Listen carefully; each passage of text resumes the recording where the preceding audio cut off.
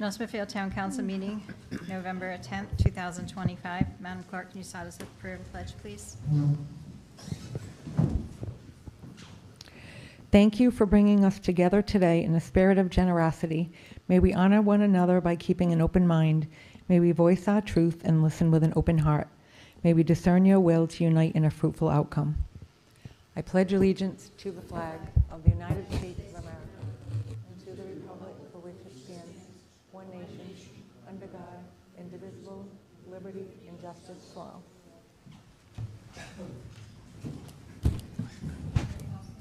Mr. Beauregard? Here. Mr. Cristofaro? Here. Mrs. O'Hara? Here. Mr. Punchak? Here. Ms. Alves? Open forum pursuant to 42-6-6, maximum 3 minutes per person. Anyone else like to speak? Anyone else? Paulette?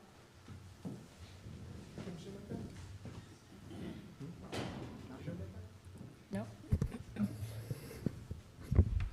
Good evening. Paulette Hamilton, 437 Black Plain Road. I just want to reiterate how I think we should stick with what the constituents have told us. So back in the old days, 2020, 24, 2013, when we had the original bond issue, you know, that went awry. People were a little reluctant to trust us again. And then we worked very hard on an alternative. And it basically gave us an opportunity to do as much as we could for our police department without having to borrow any money. We had a 5-0 vote.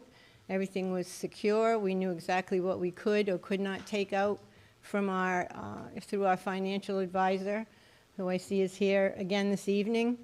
I just want to go on record as saying I'm not in favor of going out for a bond, even if we don't want to do it piecemeal.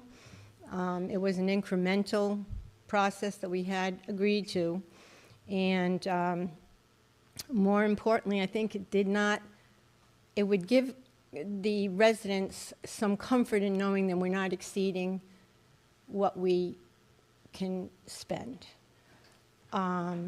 So that's it. I just wanted to make sure that everyone knew that. I think there's still a way around it. I think we can still maintain the integrity of the concept that we had put together and give our police department something. If we go for a bond in February and the bond fails,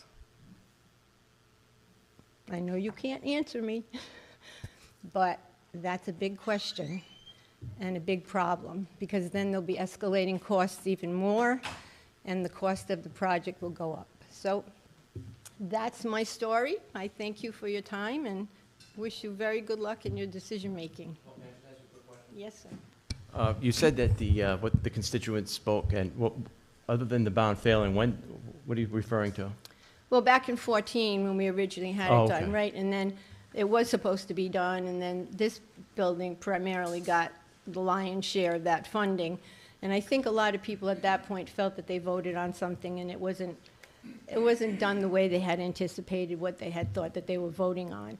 And then when we got together, and you know, there's some of us that were on this council the last couple of years, and we all thought the same thing, that let's not spend more than we have. Let's do something, because, and I think, John, you brought it up a million times, escalating costs. You're absolutely right. I mean, this could go on forever. And even if we want to sell that building at some point, even if, let's say, we want to build a center for both police and fire, right? At least that would provide this building with a little bit more upgrades. It could be new HVAC. It could be things that could make it more sellable at some point if we have to do that. But I think doing nothing, if this bond leaves a bad taste in people's mouths and it doesn't get passed in February, I think we're going to have a problem on our hands for a number of reasons. But that's just my opinion, though, as a lowly resident. Thank you. Richie Crow. CJ, do we have the timer?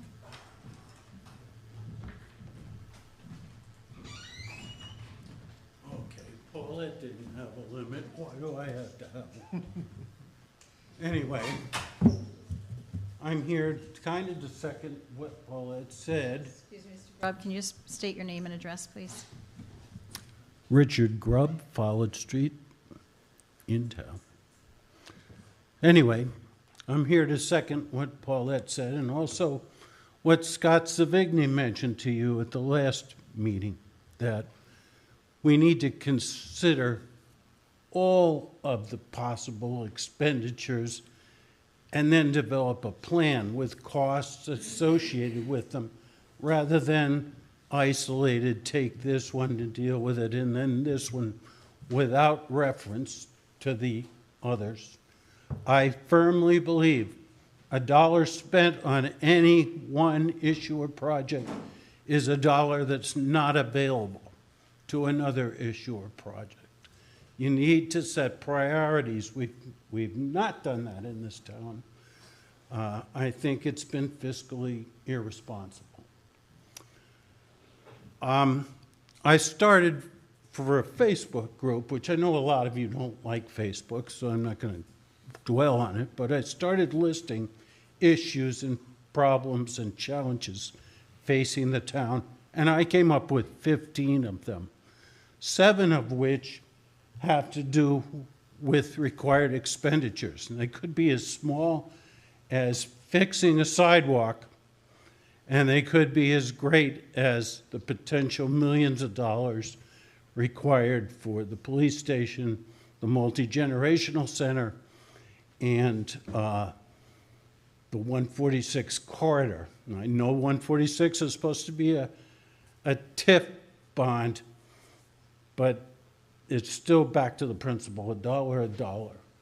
If we float a TIF and we have a plan, and even if that plan's successful, any taxes raised from those additional companies are going against the TIF.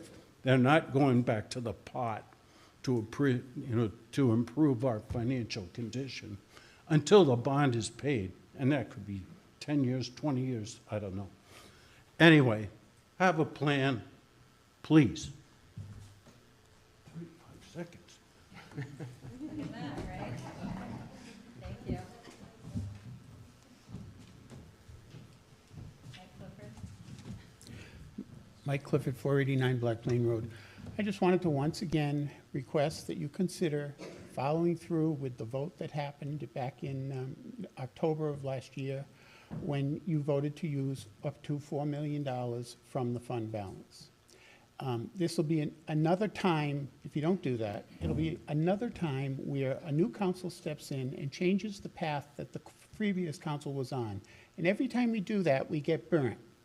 That happened in 2014 to 2016, when we didn't address the bond at the time, and people played games with the bond.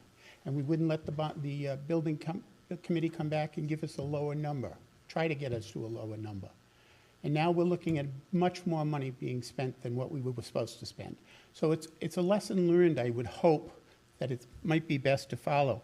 I told you too, there's a psychological thing here. Most people in town feel like we've paid for this thing 5 times over now. And they expect that I expect anyway, that you're not gonna take money and borrow the maximum, that you'd at least take some funds out of the fund balance. If you've got it in there and there's 10 million and 990-something thousand, use 4 million of it. It's what it's for. It's for shortfalls in revenue. It's for capital improvements in projects. And, it's not, I've heard it said that, oh, we don't want to do this because it's a long-term capital asset and it's 40 years life story. Listen, we all have a mortgage. Well, I don't anymore. We did have a mortgage. And when you do, you try to pay it off early. You don't try to wait later. I want to know what the numbers are for a $9 million loan paid off at what bond, at whatever number of years you take it for, and how much we pay in interest for that, how much that bond is going to cost us versus $5 million. It's going to be pretty substantial. And I don't understand why we're always looking at a 30-year bond just because it's a long-term asset. We did $12 million worth of bonds in 2014, and we did it on a 10-year amortization because we wanted to get it paid off fast. So those are the points. And the only other point I want to tell you is that, as I said before, and I brought it tonight if nobody believes me, in 2013, when we were discussing the 2014 bond, the fund balance that we had on hand was $3,138,000. And we, yeah, 3 million, I'm sorry, yeah. So, I mean, and not all of that was unrestricted. I think 2,800 was unrestricted. The rest was restricted to other purposes. But we had a bond rating then that's the same as what we have now. And I don't understand, I know he's here tonight and he'll answer some questions for us, but I don't understand how that's going to happen. Thank you.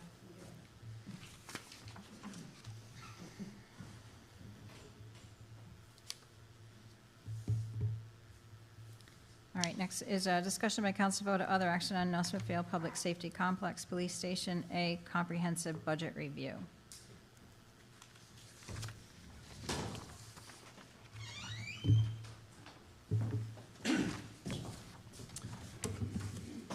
Good evening, Town Council President and Town Council members. Thank you for having us tonight. I did leave that 8.5 by 11 is the current one. I had made some changes to it and also added some of the schedule stuff to it. So it's a little bit different than your package. So if you want to go by that one there. And we also have it up on the screen here. So what we were tasked with when we left here last was the budget history came up several times in the last few meetings.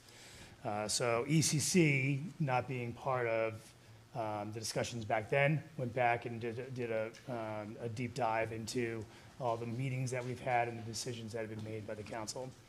So starting off with just the budget history, back in October 24th at the town council meeting, SignalWorks did a presentation of their feasibility analysis and strategy. There were several options with that. The one option that was discussed in length was the 2A, which ranged from the 2.7 million to the 4.5 million. There was on that day, there was a motion made for that base scope, 2.8 of that maximum to 4.5 was voted unanimously. And that, I know this particular date came up in one of the conversations we had in one of the previous meetings. Moving on to the next one. This is an excerpt from SignalWorks' presentation that day, breaking down what that cost was for the 2.7 to the 4.5. Any questions on this here? This might be a stupid question, but what do we mean by no renovations? Yeah, and actually, Eric from SignalWorks it was safety improvements, correct? That's right. Yeah, so we had looked at, when you say renovation, it's really reconfiguration. Okay. Because the question that came up is, what's the minimum we could do to help stabilize the building? And we talked about sort of windows, exterior items, those sort of things. And we said, well, if we start to renovate the building and change configuration, you want to take the bite of that apple first, right? Because if you're going to redo your lighting, you want to do that after you've reconfigured your walls and your rooms. So we did look at an option and said, hey, if we don't do any renovation upstairs or downstairs, it's not great, sorry, Chief, but it's possible, right? We can at least upgrade the systems that we have in place. So that's what we were looking at when we said no renovation. Okay, and what we're currently looking at are renovations? Yes. Okay. Reconfiguration and renovations, yep. Okay. Absolutely. Thank you, thank Yep. you. Thanks, Eric. Any other questions on that first piece of information that we have here? From the 15th of October? Just when did we make the decision that we were going to do renovations and reconfiguration? That comes up in the next. Okay. Yep, yep. All right, on to the next one. So the October 21st, 2024 Town Council meeting, again, Eric from SignalWorks presented. There was several options, 2A, 2B, and 3. And those ranged in differencing of renovations. Energy efficiencies of partial systems, all systems, repairs only, and then building renovation, all systems or reconfiguration. So that was that larger one, last one there, option 3. As you can see, there was on that day, there was a motion made by Mrs. Hamilton to approve option 2. And that was not to exceed the $4 million. Yep.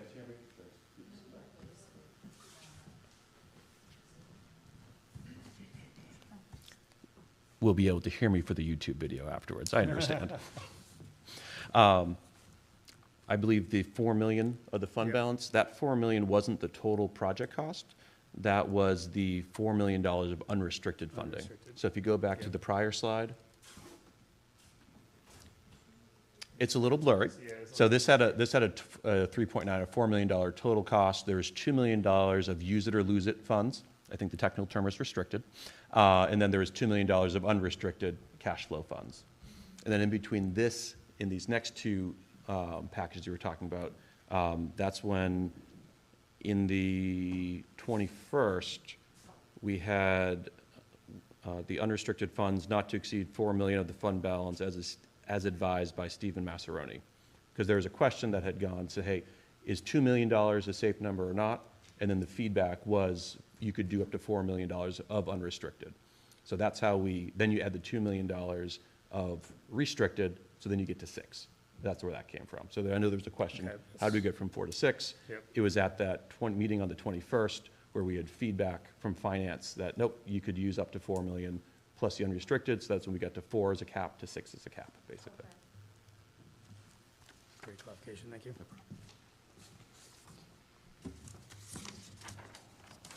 If you go to the next slide, this gives you that breakdown of that total 6. So 5.928. And that's where, I'm sorry, this is the November 18th meeting. Again, Signal Works presented these options again. And the budget amount was the 5.94, and it included the breakdown here that you see. And then that was also motioned and approved, or motioned and second, and voted on at the 5.94.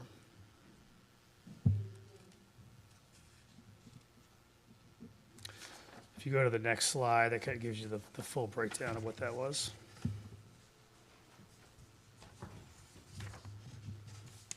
Any questions on that?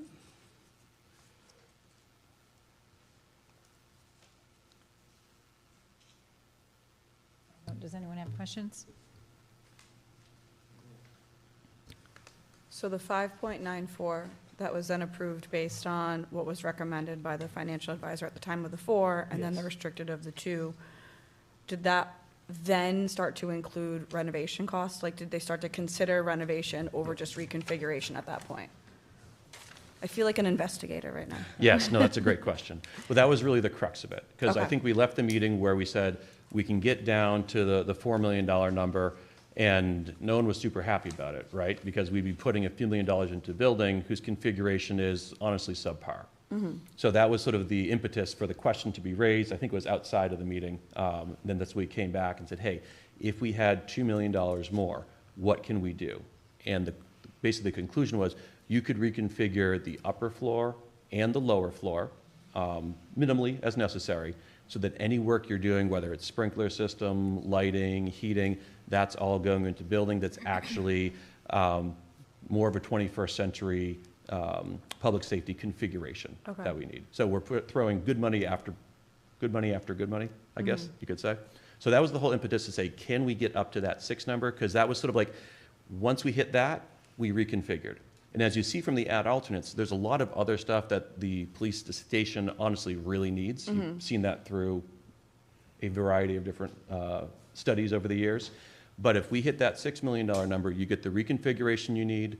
When we reconfigure, we put in new systems. And then if we need to add different things later, that's the extra $3 million that would go up to 9. Okay. And the really important thing, just to remember, because I know we have people that have been involved in this project for decades to months, depending on who's in the room. This was always set up to be a choose-your-own-adventure.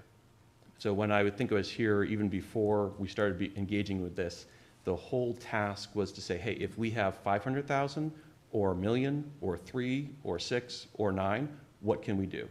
Because the last thing we want is the project to stop because of a lack of funding, right? We know there is some funding, and if we only have $2 million, me and Brian, ECC, and our OPM, we can put that $2 million to really good use, right? And that was the whole approach here, because a number of times people have taken a swing at this project, and the budget and what we were doing just fell short in a number of different teams.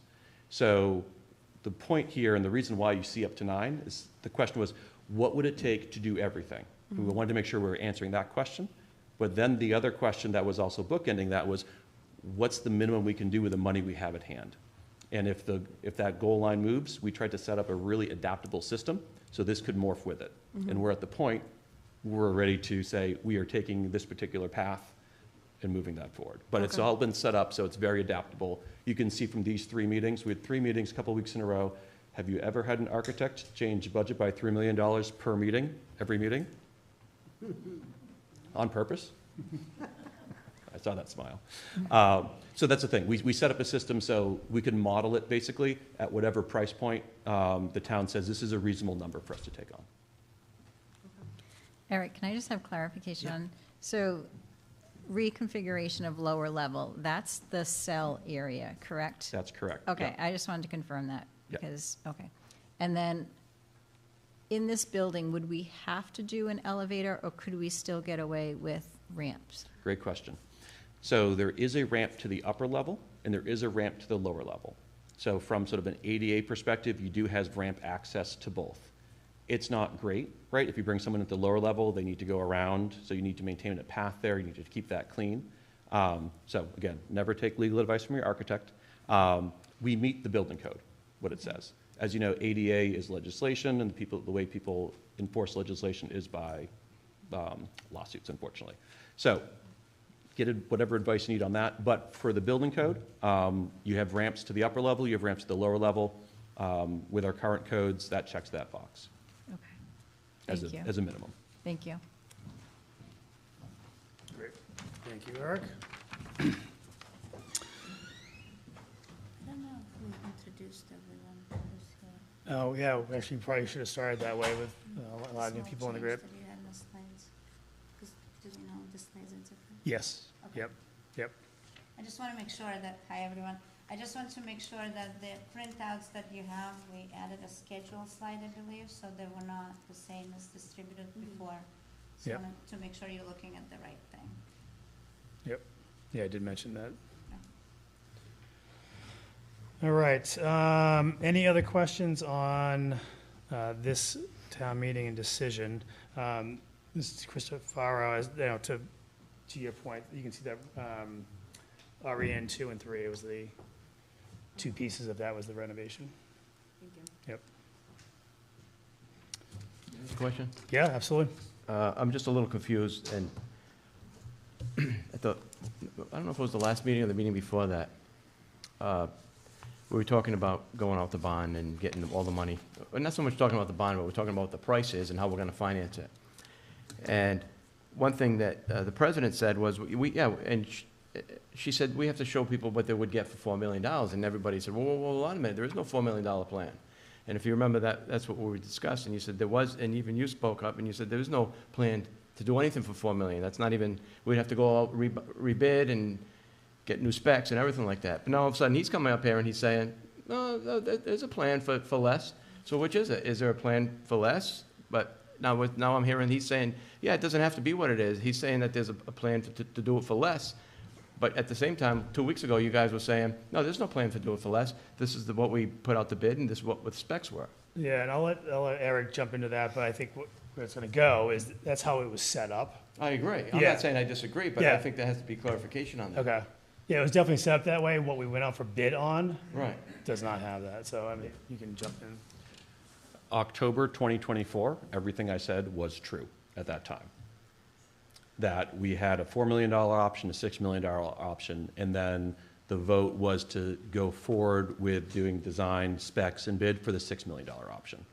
So we had the option in front of us. We chose to go 6, and that's where we are today, where what Brian was sharing, that we've gone out to bid for that, we spec for that. Brian from my team was saying, hey, if there was a change and said, hey, nope, we actually want to do 4, we have all the base documentation. We would then have to change that. We'd have to change the packages. You guys know every time that you do that, you then need to redo everything, honestly, to get there. And then the bids would have to go back out there. So we have the basis for that. But a year ago, we were directed, take the $6 million option and move that forward. That's where the decision tree kind of split between the 4 option and the 6 option. So there's one plan right now, just so we're clear. The $6 million base with up to $3 million for Okay. the alternates. That's correct. So to Yep. That's where piggyback we are on today. John's question, so essentially, the RFP, RFQ was for the $6 million design. Yes. What these firms came back with was what their cost would be to complete that design, which was not necessarily $6 million, right? It was based on, like for PowerSaw, for example, it was based on what their subcontractors came back with in conjunction with some of their cost as well. And I would keep in mind, we've asked them to price everything. The So ad that- alternates and too. we could then go à la carte from there. Yes, yes, So we're yes. looking at that $6 million as the base, and if you're seeing higher numbers from that, it's not that the budget has all of a sudden gone up. Right. We said 9 a year ago, and I believe we're in the right ballpark for that. You know, there's a little bit of horse trading in apples to apples. Okay. But that's the kind of bullet point. Okay. Base was 6, cap was 9. We had people price everything in the middle, so that then we could make an intelligent choice at the time. Okay. Let So- me add something. I would like to clarify. So that is where the option with construction manager comes in handy, and that's why we went this way. So the word bid is not necessarily what we did. We didn't hard bid the work. We didn't go for a GC, that general contractor, that bid the documents and gave us a hard cost. And now we have to, if we had to redesign something, we would have to go back out and get hard costs again. We solicited proposals from construction managers who estimated the job. They didn't buy the job, so they Right. didn't actually award contractors for this job. They estimated it, and they estimated what was drawn on construction documents, which was the option of that $6 million option that we are talking about here. Should a decision be made at some point to do anything lesser than what's there, yes, there is time involved to redesign or I would say, I don't want to say downgrade, to adjust the design, but we're not there to buy, so they would have to re-estimate as part of their pre-construction portion. They own that anyways, and then we would go out and buy the job. Would it delay the start in construction? I don't know, because it still looks like we have some work to do here for financial reasons, but there is room for that. I don't know what the 4 million or 5 million will give, or how this will look like at this point, because the drawing set was drawn and presented as it is, and it's already a little bit over. As you know, we have a whole budget breakout as the next slide to this, but the flexibility of changing or adjusting things until we actually award to the subcontractors, that's what the CM provides, that option, that contract. Just want to clarify, because when we say we went out to bid, we didn't go out to bid. We went out to get services from a construction manager. The construction manager will go out to bid for the job once they are awarded, and they know what's set. If there is a decision made to go and award this set, then that was drawn, these drawings, then that's what they will do. Yes, thank you for correcting me. I think that's the second time you've corrected me on that, so I'm not correcting you specifically, I just want to make, it's not just you, there's a few words that were circulated, and it's important for everyone in this room and also people who are listening to know the difference, because that's a different type of contract. Chief, do you have anything to add to this? That's your domain, and if you do, please. All my comments today Okay. But And I just wanted to share from a strategy standpoint, when we were up here a year ago trying to figure out where the budget would be, we described that, tried to make something adaptable. When ECC's team came on board, they talked about, hard bid versus construction manager. One of the reasons why construction manager was presented to the team was because that gives you that ability, if you do need to change something because of budget purposes or timeline purchases, a construction manager is the most adaptable way to do that. As you guys know, many of you have been involved in public projects. You go to hard bid with ad alternates. You get to pick your ad alternates that day and then line up who's the low bid there and then evaluate them that way. So we intentionally did not do that delivery method. That delivery method was selected by the council. Well, one of the reasons why I believe that was selected at that time was because it gave the ability to be adaptable to changing circumstances, which goes back to the way that we initially scoped the project as well too. So we've tried to keep that thread throughout it to give the council the most efficacy in the situation that we're in. Excellent. Thank you again. Questions? I have a question. You might not be able to answer this, but I want to go back to the 4 million to 6 million. 4 million was fund balance, correct? Where was the extra 2 million coming from? 2 million was use it or lose it. 2 million was fund balance. Use it or lose it in bonds? That's right. I So mean, in grants? Yep, so you had 310 left over from an existing bond balance, $1 million in grant funding, a $500K state grant, and a $100,000 energy grant. That was 1.94. And those are all still in play today? We don't have the 500. What's that? That's the technology grant, I believe. We use a lot of it. That has not been awarded to the college. No, I don't know where that. No, that 500, that was ammo. Yeah, that was ammo's grant, what is it? And we didn't get that, yeah. One thing that we have teed up is 353,460, which is the balance of the $4.965 million bond. We have 590,329, which is the balance of the Department of Administration grant, and we have $128,000, which is the Rhode Island Energy grant. So we lost, so The $500,000. We didn't lose it, we were just never awarded It it. just never Right. awarded. It just hangs out there like everything else right now. Can you repeat the first two numbers? I couldn't hear you. What'd you? Yep, stop, put your mic on. I'm sorry, yeah. What was? kick it. The funds that we have in place is the unexpended town building bond, which was the $4.965 million bond. There's $353,460 remaining unspent in that. We have a remaining balance in the Department of Administration grant of $590,329. That is the pool of money that we've been pulling from to pay for architectural fees and owner's rep fees. And we have $128,000 of Rhode Island Energy grant. So I'm coming up with $1 million, so it's $1 million short just by default. You mean $1 million? $1 million that you thought we had? Well, if there was a perception we had $2 million. Yeah. Use Yeah. it or lose it, well. The missing is the $500,000 grant that's for Somemo that's just sitting out there. And then we've expended $410,000 out of the DOA grant, which we've been using for soft cost. And David, just to clarify, the numbers that we were using from our cost estimates included soft costs in those numbers. So when we went out for all the cost estimates for the individual line items, they would take the hard cost and they would add, 5 to 10% for design, OPM, et cetera, to that. Did you use contingency? I think so. Yes, there's contingency I remember. in each line item. Escalation, contingency behind. So I just want to confirm, so the 9 million, when we talk 9 million, we're talking the whole base scope plus the ad alternates, correct? Correct. I just want to make sure that we all are talking the same thing. Yep. Okay. And soft costs.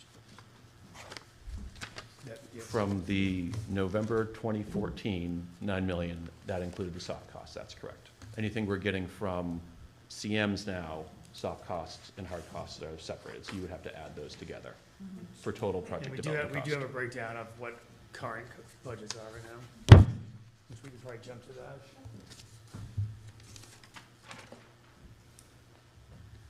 Thank you. So this is currently where we are with the budget numbers. This is based off of the CM cost coming in. So portions of this is obviously estimated. You can see that all the soft costs we have here, which is totaling 1.2 million, which also includes FF&E and hazmat, which is a large portion of that.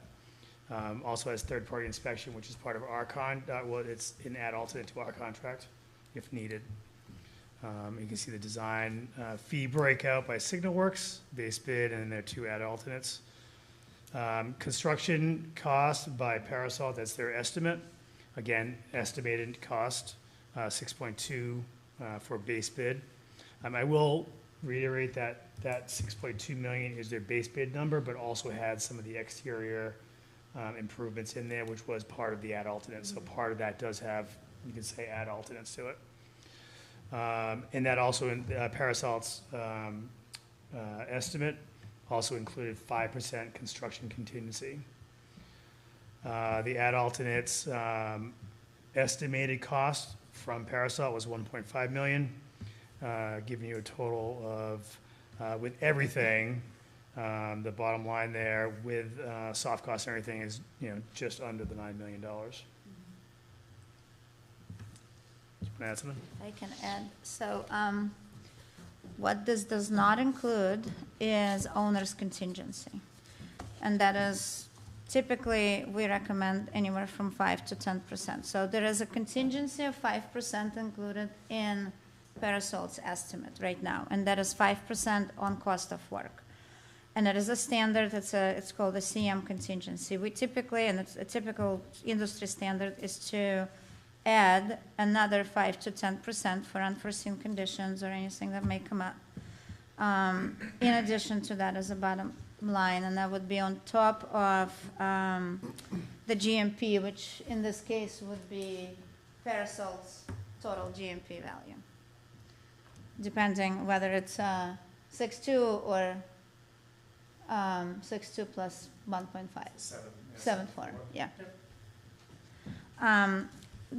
We did not list the contingencies here because we'll need to decide whether it's 5, 7, or 10% and where it stands, and we can certainly have a discussion on that, but that is not included in this budget. Okay, so in looking at these numbers, the 6 million that was essentially agreed upon back in November of 2024, we're really only off by 1.4 million, right? So we're talking 7.4, that's without add alternates. That's with add alternates. That's the 7.4 soft cost and base bed. Oh, I apologize, yes. Yes. Yeah, without add alternates. Correct. Okay, so if we wanted to not do the add alternates at this time, then theoretically, right, we're really only 1.4 million over what was estimated back in November of 2024. That is and what correct. was agreed upon in November of, or at least the allowable budget in November of 2024. Correct. Okay.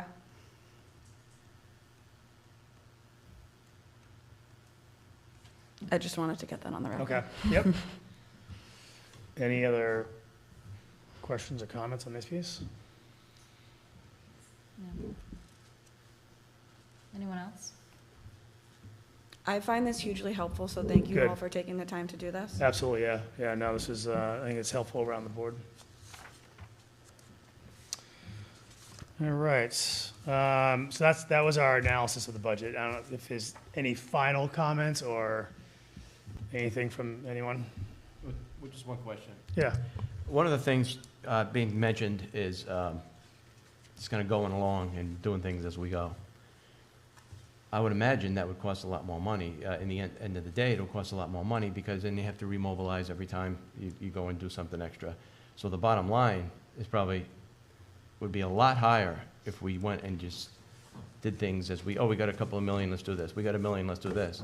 In the end, we'd end up paying a great deal more for the same project, correct? Absolutely, absolutely. We, Yeah. we cannot go infinitely do things as we go. Right. So that, we can certainly modify maybe certain things in the near future and put something in the drawings, whether it's add or remove, clarify. But the recommendation would definitely be making a decision on concrete scope before construction Right, starts. but theoretically, though, what I'm saying is, if you did just go along and, pay for things as we get some money, it would, in the end, it would cost us a lot more money. Yes, mostly it is correct, unless there is a specific item that perhaps can be used as a standalone, say if it's like a building, or like, say, I don't know if it's the Sallyport or something that's like, and it's, the elevator will not work, right? Because the elevator is part of the building, so once the CM is there, once the work is happening, it makes sense to do the elevator. Exactly. You can't come back and do the elevator for the same price. Right. But if it's a standalone item and you have to maybe wait to make some decisions, we can start construction and wait on that standalone item to do that. And as long as the construction manager is on board and the construction will complete at the same time, we can still get it probably at the same price. But if the construction gets delayed by that, then we're basically, there's extra general conditions. What you're and saying is, though, requirements. the example you're giving, though, is if the construction crew is still there, they're doing their thing, and then you say, hey, we'd like to add something, that's different. But if they packed up and went home, they cleaned up and went away, and then all of a sudden you say, now we want to do this because we got a couple of $1 million, then it would cost a lot more money. It's, at that point, it's a brand-new project Correct. with its own That's what I was asking. life and escalation Right. and everything. At that Okay. point, those two are no longer connected. All right, thank you. Can I just ask a question? What's the difference in pricing versus an ADA lift versus an elevator? Is that a big difference or not much of a difference, or? I'd say significant difference, right? Yeah, usually if you're, an ADA lift, we just priced one for a school, so it would have been prevailing wage in a similar way. Not including the enclosure, you're probably like in the 50 grand mark or so for a 3-stop elevator. So yeah, you're probably 100 to 200,000 just for the elevator cost. This obviously has an addition that's holding it as well too. So that's a good kind of 50 to 150 or so difference. Oh, so that 630 was an addition and an elevator? That's correct. Where we could maybe just not do that addition piece and do an ADA lift, right? Which would save, if we needed to kind of recoup some of the Yep, you'd have a increase. shaft, you'd have a little bit of interior reconfiguration. We have to find a good spot for that to go. Could you do another ramp, Well, you mean like an interior ramp? or even a ramp on the side of the building instead? Yeah, Yeah. They would access both floors, but probably kind of. Yeah, I mean, you difficult already to have get. one exterior ramp, Yeah, yeah. so I'd say if you're going to increase accessibility, either a limited use, limited access elevator, a LULA, or a platform lift, would have a little bit of structural interior, it would have the shaft, so probably in the 50 to 75K range is my off the cuff. Okay, I mean, that's. My team loves when I big give off the cuff difference. estimates at public meetings. That'd be great. So Okay. 175, right, Brian? Not 75. But yeah, it's a factor of scale. Okay. Yes, is- All right, thank you. All right. Any other questions on budget, numbers, anything? Anyone? No? Okay. So the next one, so one thing we had mentioned last time we were here, and I know it's come up a few times, is how we are schedule-wise. How we're are currently based on the original schedule and where we are today. So again, the original schedule was before ECC, so we had to obviously do some digging in this. What we had was SignalWorks milestone schedule, which was based off of the project a year ago, right? It was probably the last time you had that updated. So I do have both SignalWorks and I have my current schedule, which is on the next page. And The Signal Works was part of that presentation on the last November 24 meeting. So I know this is kind of small, I apologize, but you can see here, I threw some of the dates into here, the original start and finish dates of the tasks, where we are today, and what duration of lag was in those. So as you can see, OPM onboarding, or RFQ, was off by like 11 weeks. Design documents had a little lag to it.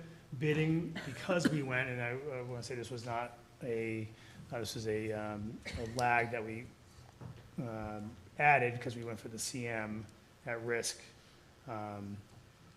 process. So that did add time to that. If we went for a hard bid or GC bid, that probably would have been a lot quicker.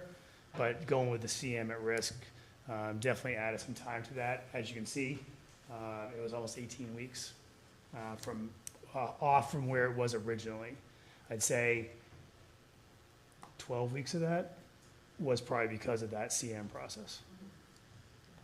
And then obviously the bid evaluations in total, once we got through that, because that is going up until we get the vote from town council, hopefully tonight, or sorry, next week with the contract.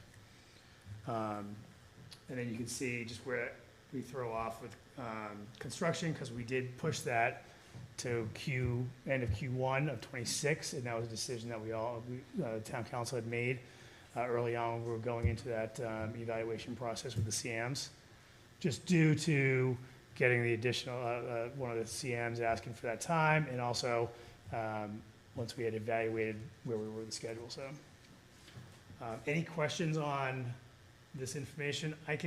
I'll send out the PDF of this where it's probably more clearer to read.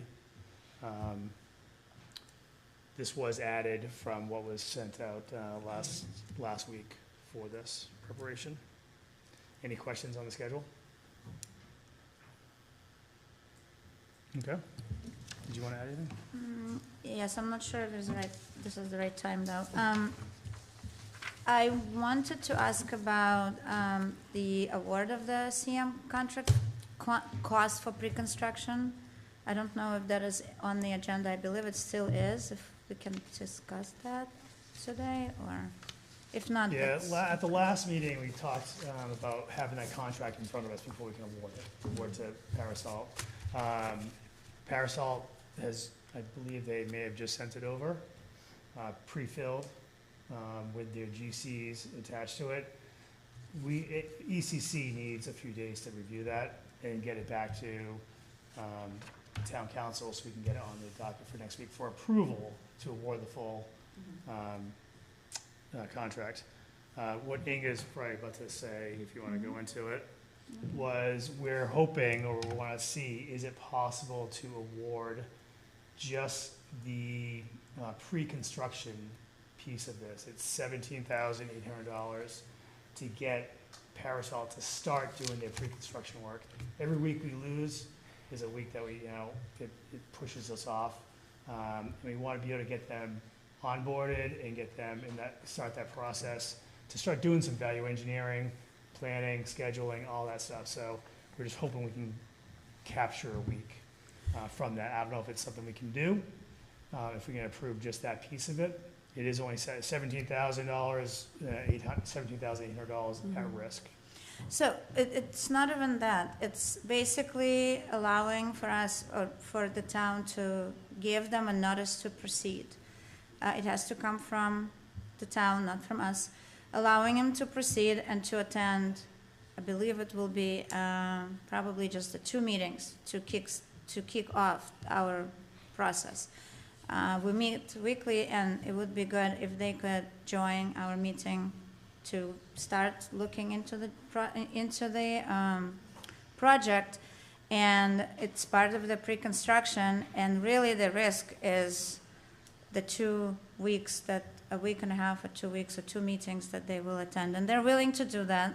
We did ask. But it would be helpful for us to start getting them engaged in pre-construction. If I So could the jump, risk is really not 17,000, the risk is a lot less than that. We can certainly ask, I can find out what the value would be if, say, something happened before the contract is awarded, if they would bill for the 2 meetings, but I doubt they would even do that. If they would not be awarded the project, you know, we can certainly discuss that. if I could chime in on that, although I would love to be able to do that, I'm concerned that awarding $17,000 would violate our procurement policies and our rules. If it was under $10,000, we could do that, but at $17,000, I don't believe we can do it unless we had a signed contract. So what is the form of contract that they're proposing? So it's a B-133, it's a cost plus GMP. Eventually, it will be amended by the GMP. So there's 2 with parts to that GCs. contract, Correct. right? So part 1 is pre-construction. Correct. So do we have that from them that we could I approve at our literally- next meeting? We literally just got the contract documents. I have no idea. It was during this meeting. So we need time to review. I don't feel comfortable turning contracts around on a whim like this because it's the language that goes into it. There may be there may be things we want to add. There may be things we want to dispute and edit. What will happen if it's my personal concern is that I don't know if it will be ready for next week. I hope it will be, but I don't know because we just got it, so tomorrow we'll jump on it. And tomorrow is a lot of people are off. I'm off tomorrow, so we'll jump on it on Wednesday, let's say. Then we'll look at it, we'll turn it around, but then if there's any comments that they have to adjust or address, I don't know if we'll be able to give it to you by the deadline. Is the solicitor going to look at it? I'd like to, yeah. Yes, we will definitely have them look And the at it. solicitor has So to can look the at it. review be done? Yes. Do it concurrently, yeah. As soon as we have your comments, any changes, then we'll immediately process it on our side. So hopefully, we would have to have it in the council package by Thursday of this week? Correct? So we'd have to move really quick. But essentially, the request is that we allow them to attend meetings over the course of the next week or so. Right. If we've already awarded them the project, they're waiting on the pre-construction contract in order to attend meetings? Correct. It's pre-construction plus the entire project contract with general conditions that go as a supplement, and then GMP is later. It's an amendment. But But if there is a they- lot of language that goes into it that I have to read. It's not taking us. I can't blame them for being hesitant To attend meetings? until there's something signed. I can't blame them for being hesitant at all. Well, I'm blaming them for not After- getting the contracts done last week when we could have already approved this and then they could have been attending meetings. They're not hesitant to attend the meetings. They're not. They're not. But We they are ha- hesitant but- to invite them to a meeting without a notice to proceed. So we gave approval last week for this contract. So if they're willing to work without a signed document, then what's the problem? Yeah, I agree. Well, the approval was given, but it's my understanding that notice to proceed hasn't been sent from. That is correct. The approval was to accept the recommendation of ECC over Parasol. That was all. It was not to award a contract, Okay. in part because we didn't have a contract in front of us. We can ask them to start to come into a meeting at their own risk, and Right. if they do, that's fine, as long as it's okay with everyone. I personally just don't want to give them that, without discussing it with you. If we're just receiving that today, it's been over a week, so really, we're not holding it up. So if they, No, you're not holding if anything they up. could attend, and then possibly if it can turn around by, what's the latest that has to be posted? Is it as an attachment? There's it. Yeah. Because then we could always approve it if something's pending, or if we have to change something, at least we can make that in the motion, that we'll approve it pending some sort of. Certain changes, Yeah. okay. And why not just get it on the agenda? Yeah. Then it's We can work through it. And then we can just, if we have any issues, we can say, we're gonna approve pending this, this, and this, and then they come back and change it, you know? As long as a motion can be made as such that those changes can be made at a later date, then it's okay. I just was hesitant because the contract is one of the only things I can't turn around quickly. Because it's later on, when issues come up, that's what everyone takes out. No, yeah, we appreciate that, but unfortunately, we've been waiting for that, so Yeah. if we can work with it and approve it pending if there should be Okay. any issues. Okay. All right, we can do that. Possibly another avenue is, would it be possible if I can get Parasol to give us a limited scope? So their fees were $17,800, and that was based off of like a 2 months of construction management. So really 1 month is just under $9,000. At that point, That would fall into Mr. Gibbs' comment there, is under $10,000. Is that something possible we could do? I can have him do it. I think at Is that that- point, it's faster for us What are we to do talking a about, re- a 1 week? review of the contract Yeah. than turning I'm around saying other in case there's documents. any hiccups with the contract, if it If takes there's- longer than yeah. anticipated. So between now and next Monday, what services would you anticipate needing from Parasol? So and I just want to go back and reiterate that they are very willing to do upfront work without having that signed contract. We just don't like doing that. But we will engage them.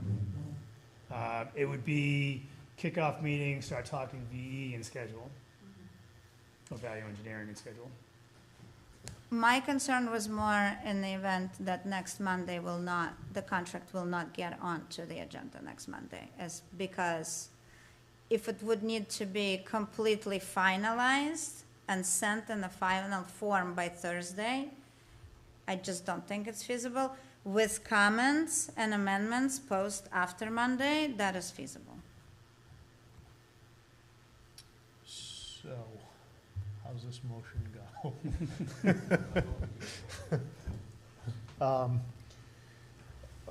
Essentially, I mean, we're not gonna make a motion now, we'd make it next week when we get the contract, and then it should, anything need to be changed, we would make the motion to approve pending whatever changes, Okay. yeah. so the contract as submitted goes on to next week's agenda. Right, yeah. So if you can get that to me ASAP, and I'll review it, because this is not my first rodeo. Yep. And I'll also get it over to the solicitor, have him start going through it as well. Okay, Will do. great. Council President, what I would also suggest, since we're under the category effectively of going over the project funding budget, we have our fiscal advisor here, so I would think it'd be a good time to have him come up and make his presentation. Yeah, all right. Great. Thank you very Thank much you very for much. doing all this. Thank you, this was hugely Thank you. helpful, thank you so much.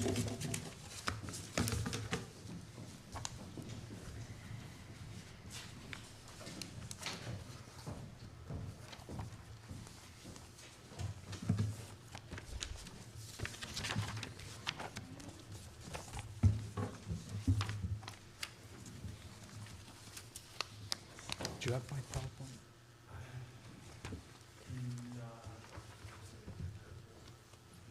I had sent it to Tony, I don't know if you had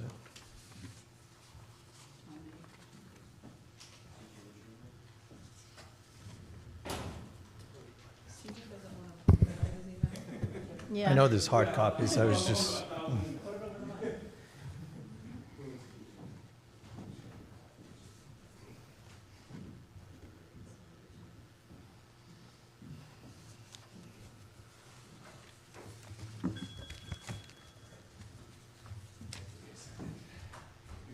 Sure, thank you.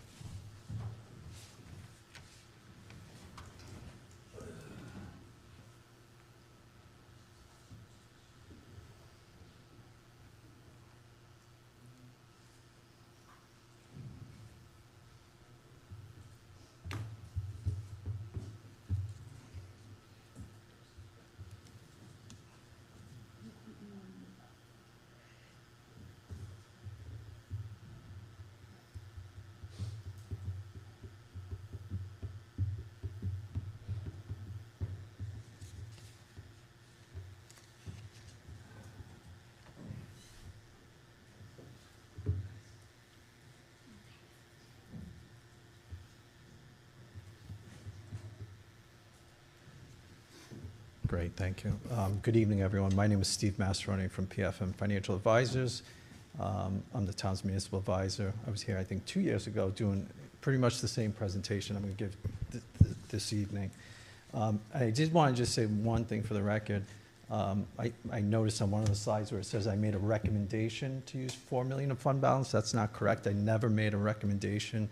And we'll talk about use of fund balance in the presentation, but I just wanted to start with that. So if you turn to page 3, you know, the existing debt profile for the town is actually very good. 10.8 million outstanding as of June of 25. 92% amortization rate, which is very rapid. The rating agencies like to see between 50 and 75% amortization. And you can see from the chart, there's a significant decline in debt service and from 26 to 27 of approximately 1.2 million. And then there's another decline in debt service from 28 to 29 of approximately 1.5 million.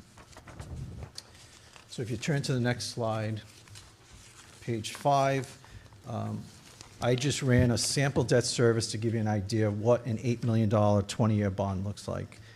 Tax exempt, current rate approximately a 4.15, 20 years level principal payments. Rate environment is actually not bad, despite a lot of volatility in 2025. Rates are down about 50 basis points since May. Rates are actually below the 30-year historic average, so it's not a bad rate environment.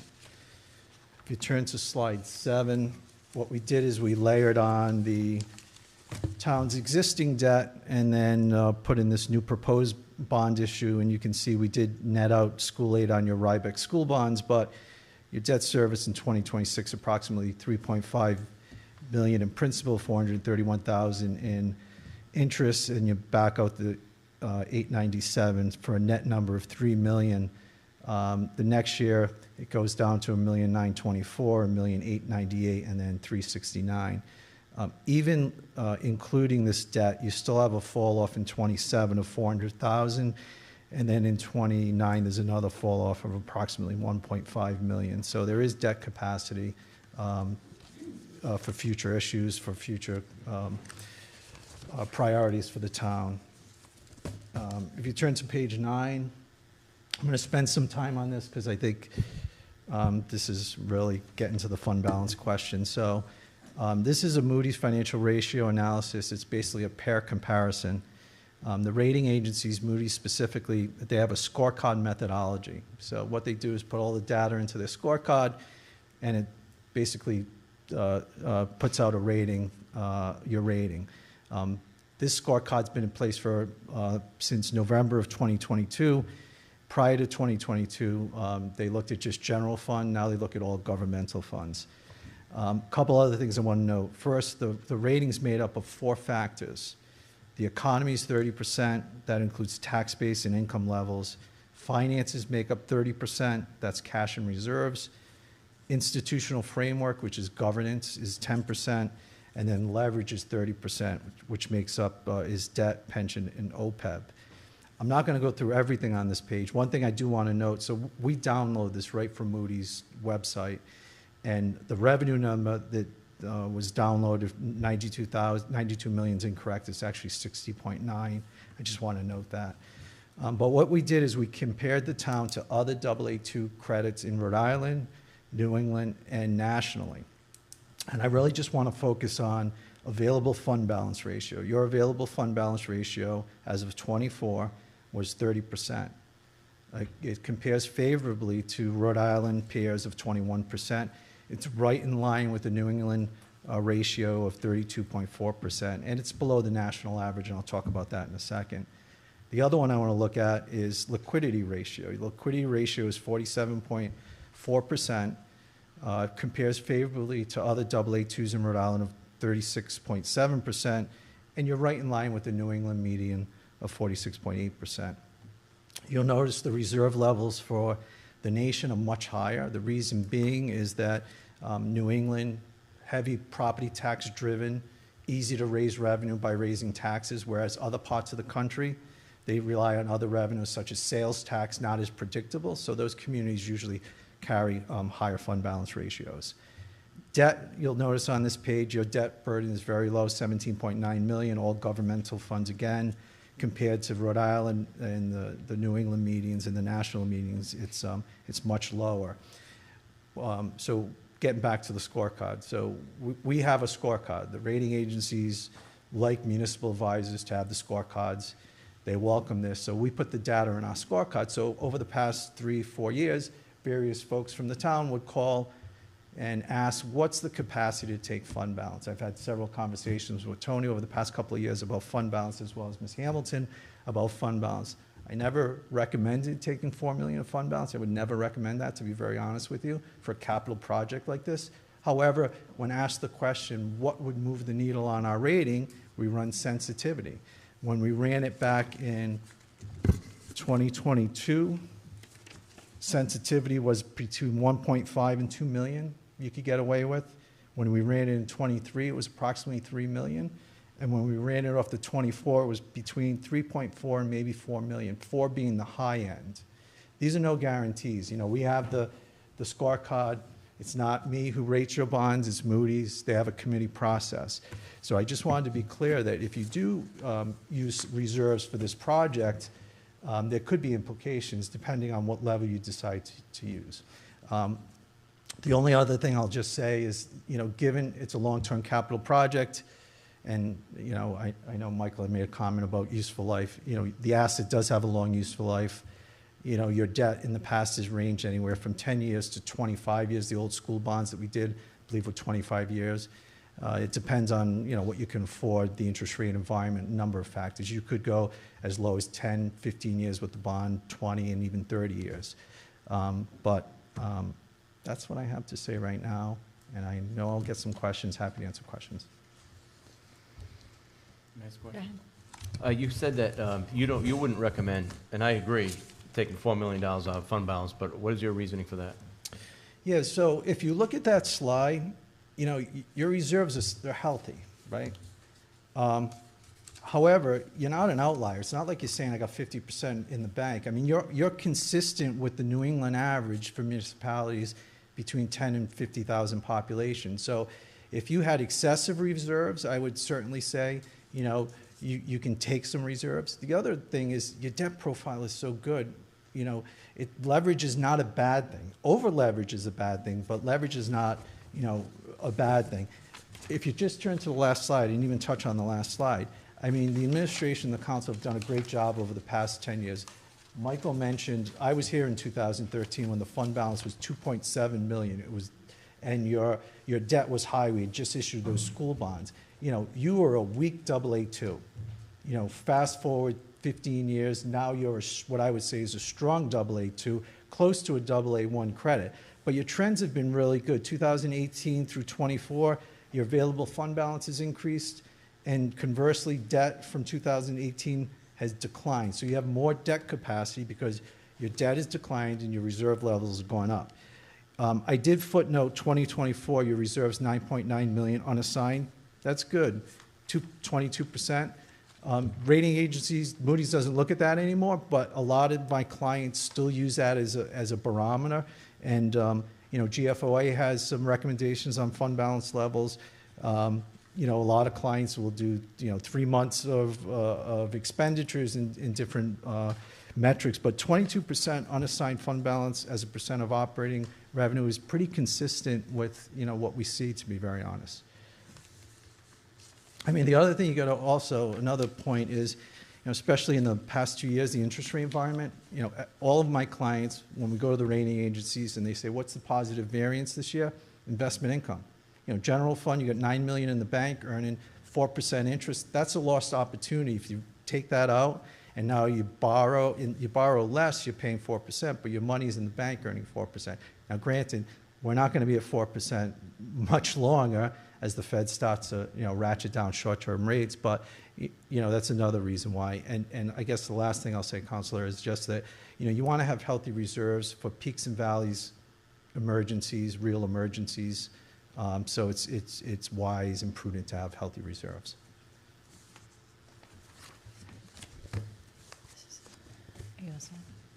So with our fund balance being at 9.9, 10 million, and you said, not to fund the capital project, but to take out, say we took out 1 to 2 million, how would that affect us, though? Even though we would still be increasing our debt, and not, I mean, the fund balance isn't changing that much. Right, and I want to be clear, when I said I didn't recommend 4 million, the number was 4 million. When we stressed it, you could take just about up to 4 million, and I don't think it would impact the rating. No guarantees, but, you know, it likely would not impact the rating. You know, again, I didn't recommend that, but that is true. Ms. Hampton's correct, that's a true statement. So, you know, anything below that, you know, I know there's a balancing act. You know, you have a tough job. You have other priorities. You know, some folks think about overtaxing. You have this money in the bank, but it serves you well.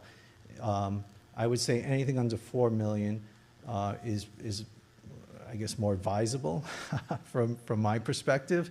You know, and that's my job, to protect my clients from declining, you know, ratings, which increase the cost of borrowing down the road if you do have to borrow for other major projects, if your rating gets downgraded. So, you know, if you took $1 million or $1.5 million, you know, again, Tony and we've had several conversations, that would impact, you're issuing a little more debt, but your debt ratios are so low that it's not going to impact, your debt ratios. Okay. I hope I answered your question. Yeah, you did. Thank you. Appreciate it. Anyone else have any other questions? I have a lot of questions, but I don't necessarily have the financial acumen to articulate them. So essentially, right now, we have 3 options that we've discussed and that we're considering. It's to use all of our general fund to fund this project in conjunction with some of the funding that we already have allocated. There's a hybrid model where we take some from general fund, and then the remainder from bond, or 100% bond.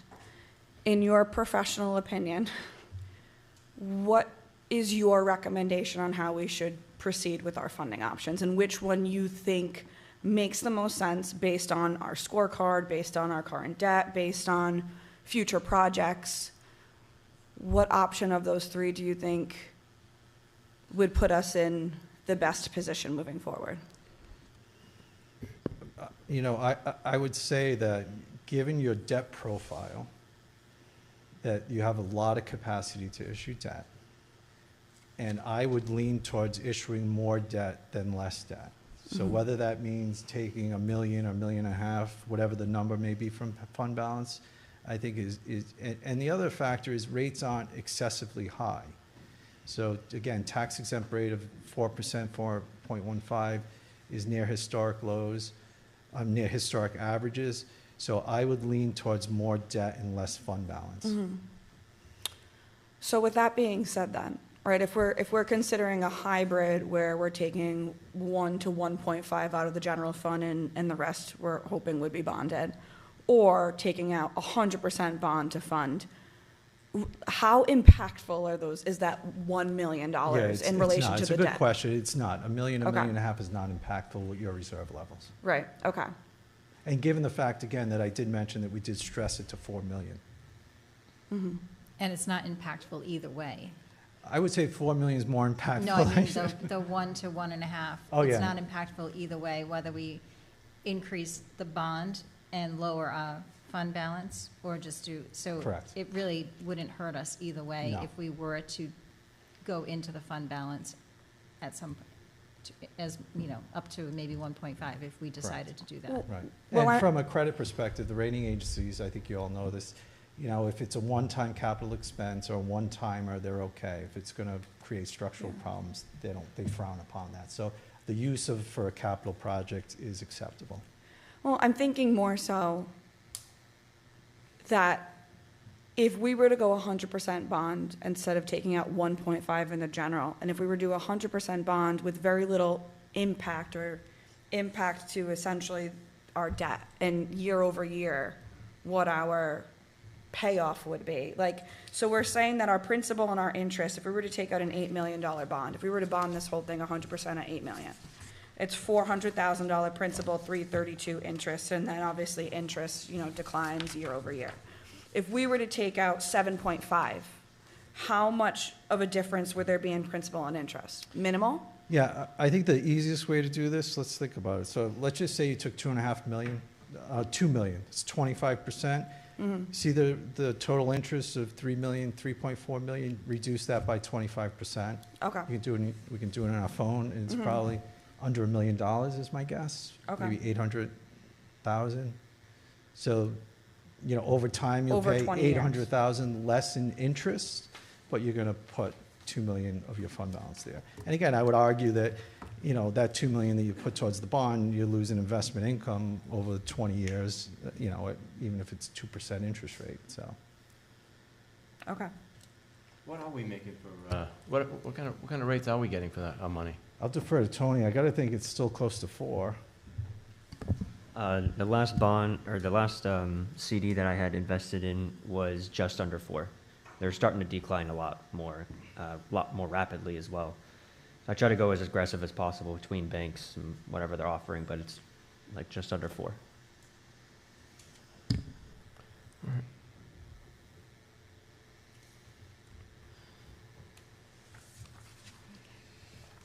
Anyone have any other questions, Mr. Massaroni? The only other thing I'll just say is, you know, a lot of my clients, you know, they do use fund balance for short-term leases, police cars, fire trucks, you know, short-term equipment, not long-term assets. Paving, a lot of my clients have, you know, they'll use the operating budget for paving projects. And I work with 22+ communities in Rhode Island and communities across across New England as well. So I've seen quite a bit. And again, it's mostly the short-term assets that they'll finance with cash.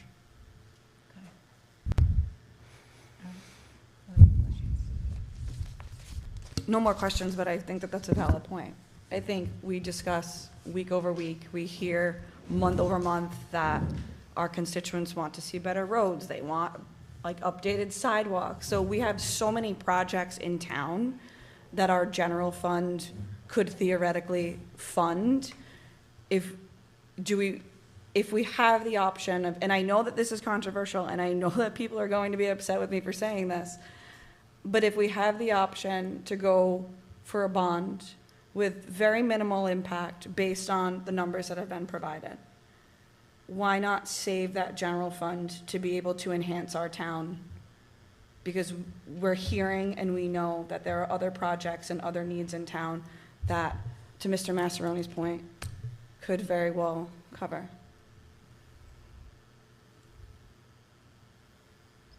I agree with you. Like how, if we were to take out a bond, and I don't know if we can answer this at this point, what would the impact be to the taxpayer?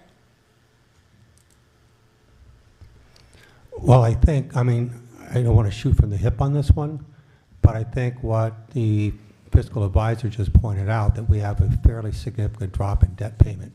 Over the next 2 years. Over the next 2 years. So theoretically, the additional debt liability that we're putting on the town from principal and interest payments is actually significantly below the savings that we're all going to get because we're paying off debt. Now, with that being said, we always have to be aware of the fact that there are going to be other demands on the community. Right. So, you know, that's always a balancing act, but quite frankly, whether you're balancing your own checkbook or balancing the finances of the town, we all have to make decisions. And the decision here is, you know, what is the appropriate capital structure on this project? And part of that is also based on what is the project scope, because as ECC just presented, you know, what are we doing? And I just wanted to remind the council, I think, you know, this isn't on the fiscal side, but I think there is an opportunity here for the chief to come up to, because I think a question was asked to him as it relates to the scope of this project too, and I think we need to hear him. I think my next question in regards to funding, and I apologize that I'm monopolizing, my next question is, well, maybe not a question, a statement, then a question. I'm hearing a lot that the taxpayers have already paid for this. They don't want us to go out for bonds because we've already paid for this. How much have the taxpayers actually paid towards this police station to date? Yeah, it's a good question. The bond that was issued previously was for $4.965 million. That bond was, developed, and I will say kind of poorly, to meet both the Kindle Dean, the municipal annex, as well as the Memorial Town Hall. If you go through the drawdown of that bond, the expenditure of that bond, and remember, we still have $353,460 still sitting there, although we are paying interest on that money, but it's also earning interest.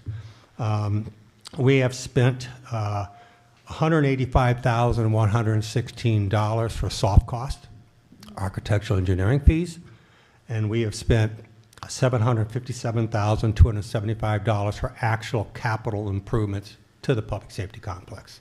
So in total, we have spent $942,391.70 out of that bond for the public safety complex. Okay, and then the remainder, well, Yes. we have around $300,000. $350,000, correct, which can be used for this project. Okay, and then, so of the, so 900 that we've already allocated to the public safety complex. Yes. 300 that we intend to use towards this project. The rest of that was allocated towards, to this building. That's Kendall correct. Dean, That's and correct. that's what the resolution stated. The resolution stated that the funding would go to those three projects. Okay. I never saw a definitive breakdown of projected budgets among buildings, but I can say those three buildings were the targets of the bond referendum. Okay, and then I believe some of the councilors were on the town council at the time. Is that how you all recall that resolution? Well, I wasn't on the town council when, in 2014, with that council. But I was on the council in 2018 when we had to deal with the results of that, and they basically backed themselves into a corner. They didn't take out enough money to do the project right. Okay. To do That's all re- projects or just? Correct. Okay. Right, they backed into this, they basically backed into it. What they did was they said, all right, instead of doing it the way we did, we went out for bid here, right? And they told us what it's gonna cost to do it. Back in 2014, they came up with the idea of, instead of doing it that way, they were gonna say, we have X amount of money that we can. They went out and they asked, how much can we borrow?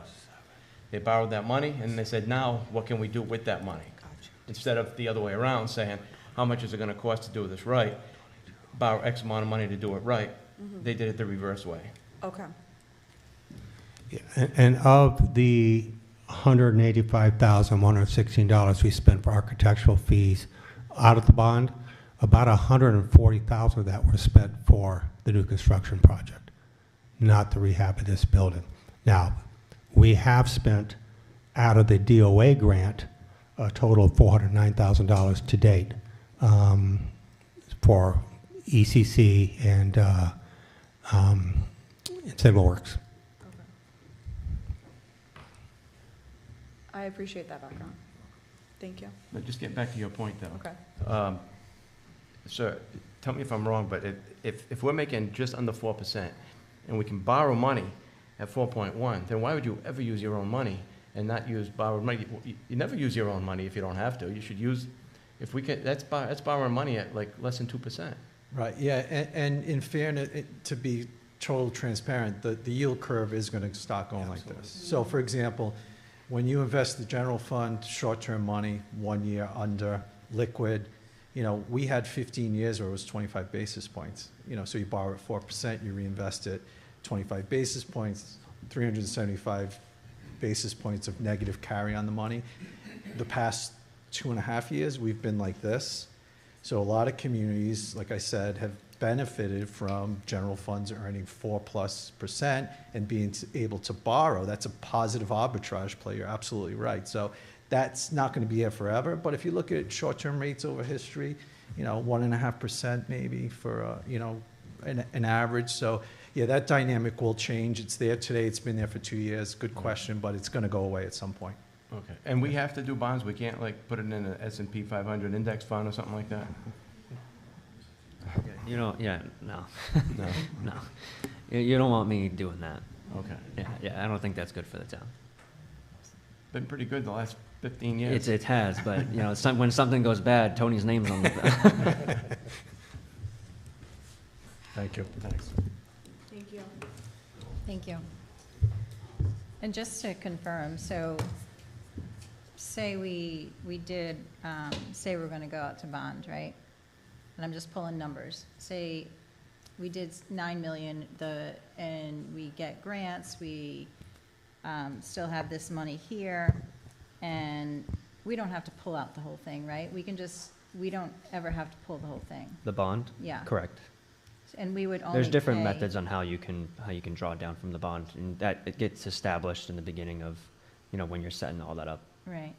You can also front load some unrestricted fund balance up front on this project, as long as the bond ordinance is passed and approved by the voters. You can get refunded later.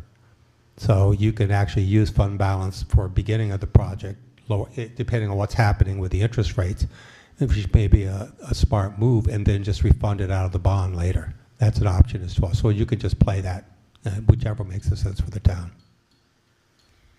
Yeah. I mean, because when we look at what we still have remaining of the town building bond, the DOA grant, and the Rhode Island Energy, that's a little bit over $1 million, right? And then to your point, that everyone says that they've already paid for it once. If we did take 1.5 out of the fund balance to basically reimburse that money and do 2.5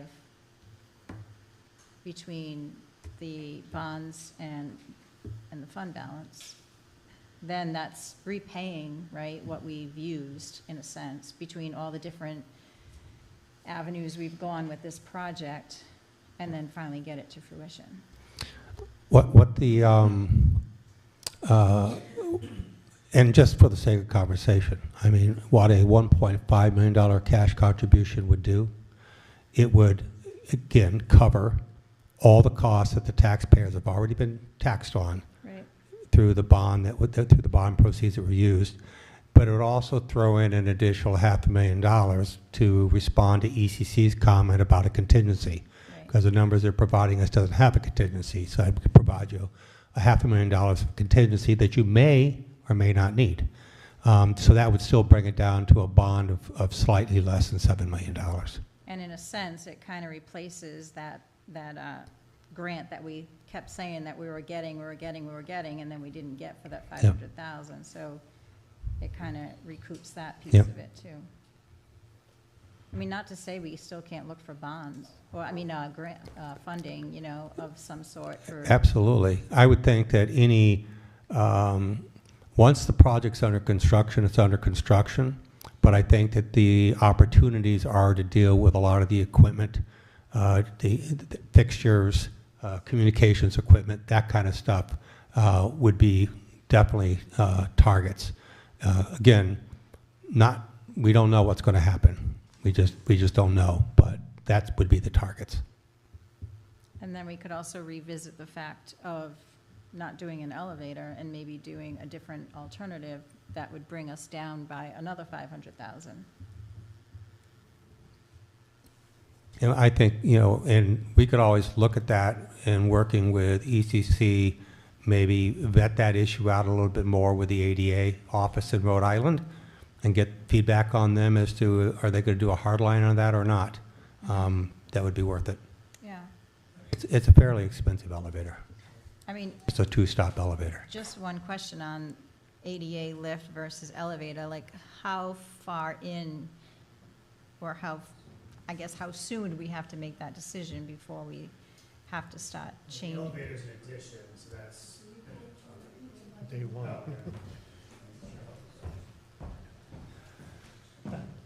Voice isn't loud enough. The elevator is a full addition, so that's something that's actually getting built into the building itself. Yeah. There's a lot of implications for the existing building if we don't do that right now. Kind of back to your Mr. Beauregard's point earlier, if that gets pushed off until after the project's done, that's a separate project in itself. Whereas a lift, I mean, there is still implications to the existing building or the renovated building, but not as significant as, the elevator. But how soon, like, into the process would we have to make Probably I'd say, soon, right? if you're contemplating the elevator piece, then that's gonna be fairly soon. And I would think the lift could probably wait a bit. I mean, obviously, there's some infrastructure to the lift, electrical, all that, and planning for that. There also would be some probably design cost to that, because we'd have to really replan for just that lift as well. In order to get to that point, though, isn't the first decision or the first conversation, do we need an elevator? Right. If we are told we do not need an elevator, well, then we look at the other options. Yep. So how do And we get as to that? Mr. Army and Signal Works has, indicated that we meet current ADA requirements with both the ramps that we have now. Granted, they are separated ramps. It's not convenient, but we do meet those requirements. Okay. Thank you very Yep. much. I'd also like to point out too, as you know, at the last council meeting, the council voted to earmark funds into the capital fund. We are, and I don't think the fiscal advisor knows this, but we are putting an additional $1 million into our capital fund balance. It brings it up to about 11 million. Yeah. So that's more than what he was working off of.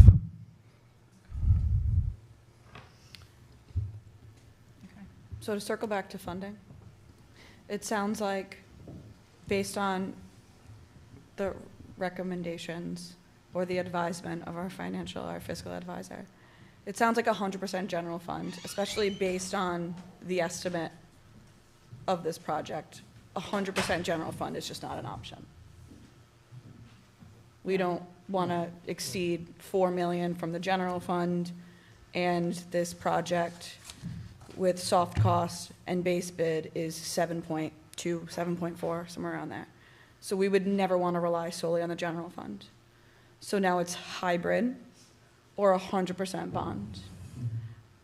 Based on Kim's argument, 1.5 from the general fund and the rest bond. Well, then we have $1 million in grants too. You gotta get over the perception of taxpayers already paying for the project. We need to resolve that somehow, and if the resolution is through taking some money from the fund balance, then I think that, that's the way to go. I agree. Old habits are hard to break. And I think that no matter what, Paulette brought up, Mrs. Hamilton, Paulette brought up a great, point. If we go for a bond and it fails, what do we do? I think we need to do everything we possibly can to try to help ensure success of this bond. And perception of, well, I already paid for this project is a huge, huge obstacle for us to overcome. But can I say something? Yes, we've already taken out a bond to fund this project, some of this project, and Kendall Dean. We've used that bond to fund the project today. So it's not like that whole bond was solely for the police station. It was for Kendall Dean, which has been completed, and for the police station, which that bond was allocated towards. Now, if the taxpayers are saying that the perception was at that, wow, I just sounded like really Rhode Island. The perception was that bond was 100% for the police station, then okay. But that bond has been used for the police station. Yeah, but the police station never got, and Right. it never was Got renovated. $1 million It's, you know. of. But it's covered the cost to date. Yeah, but what has we done, Yeah. you know? What is that $1 million? It was the repointing, it was the removal. What was done to it? The roof, I think. Well, I mean, a lot of this expense was Tecton. Is that not accurate? Okay. Yeah. Okay. So I'm standing here because the microphone in the back doesn't work. So to I answer your wonder why. question, Someone threw it. here's the bond language from 2014. It was for almost 4 projects. It was Kendall Dean, it was Memorial, it was the school, and the police station. The money that was spent on the police station up to date on that bond was because, and everyone knows, the interlocal trust inspected the building, and we needed a new roof. We had a rubber roof put on it. We had three sides of the brick masonry repointed, but not all the way, just spot. Wherever it was falling out, they pointed it. The granite sign, which had Bushy School, was falling off the building. It was not lagged to the building. It was just gravity fed on mortar. So they took that out, and they repaired, they skim coated the handicap ramp with like a plaster coat of cement. It wasn't poured. And they caulked the joint between the ramp and the building because there's water that was coming into the building as, and stained the whole wall that's on the side of this Smithfield Road. So there's a cost for that. It's all on record. But that bond, that money was spent for that because the insurance company made the town do it. And all the other costs was Tecton, ECC, Signal Works twice. It was Studio Major, now Signal Works. So we've gone through the same architect with different company name twice. The same blueprints that were in this bond is the one that I worked with Eric and Brian. We changed a few things, but it's the same, we're using the same blueprint. We went from a renovation and new building bond. We had how many years of that? Started this in 2020, I believe. We interviewed Tecton on doing this, and they decided that a new building would be better feasibly for construction costs, what you get for what you spend. That bond has come and gone. Approximately, I looked at the vote, I wanted to get a certified vote. 1,000 people voted for a new building, 1,600 people in the town voted for nothing, don't do anything. However, now we have a full renovation or a partial renovation. The continuity of work in the construction field for a project this size, you can't do it piecemeal. No. You can do, the most piecemeal you could do at this project is the Sally Port, which I 100% believe we need, and I could march so many police department members and administration to say that that's what you need and best practices in the nation for a police station. That could be done the next year because it's a separate project. It's in addition to the building because it's different footings and whatnot. But the bond that was voted on was for a renovation of the police station, the whole thing. So let's stick with that. And I think each individual counselor has to say, what do you want? Collectively, this is what we're going to do. This is what we want. Then you get a number because the money that you're going to spend on pre-construction, then you're going to get a true number. These are estimated costs, and they can change over time. As we saw with Tecton, the worst inflation of the nation, historic. They were doing bids, and they were only good for 1 week because the price of copper and steel. So these numbers are general, and about the borrowing of the money, you're making interest on the money that you're borrowing, and you can spend that. You would ask how the drawdown goes in a construction loan. You just take a little bit at a time, but that money is still in an account that's gaining interest. So it's not a bad way to do business when you have a project this size, and he knows a lot more than me, and council did. And even just quick notes. On average in Rhode Island, we're $30 million less than any other town or city in Rhode Island that you have debt. You're only at like, I don't know, was it $17 million in debt? So the town hasn't really spent money on anything. And I think this is a police building. It's not for me. It's not for the people that are working now, but it's for the next chief and the next officers that serve the town. I think it's just, I think the mindset has to be, forget about that bond, and you really do, because it's so convoluted with how many projects it wanted to finance, the way it was developed. It was they started with a number and then worked into a project. Let's not do that with this, and I think we're on the right step, because you have a management style where they can value engineer. That's what we're doing with the elevator, right? $800,000 or $150,000 ramp, and it will be ADA acceptable. It's not the Cadillac, right? It's just the Volkswagen for lesser a better analogy. But, it's very, the rank and file are very concerned, and I know he talked at a lot of these meetings on the contract, and which is another story, and why people are leaving our department money-wise, where they can make more money in a different department. But, the esprit de corps in the department for the building, that's a big deal too. We still have the water stains. We still have, what they did for, that Dubon did was a Band-Aid. It really was. It really didn't improve the work inside the building. It's not new lockers and new rugs and a new, I'll bring our cell key in, but our cell key is about that big. It's a skeleton key. It looks like on a pirate movie that you see where people, I'm not kidding. And if we lose that, I actually found a second key. It's this big.